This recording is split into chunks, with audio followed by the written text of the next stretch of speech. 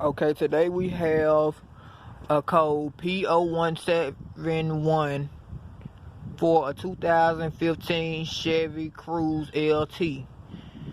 And that means it's some type of vacuum leak.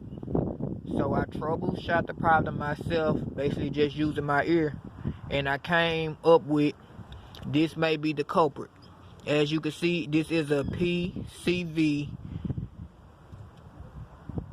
pipe.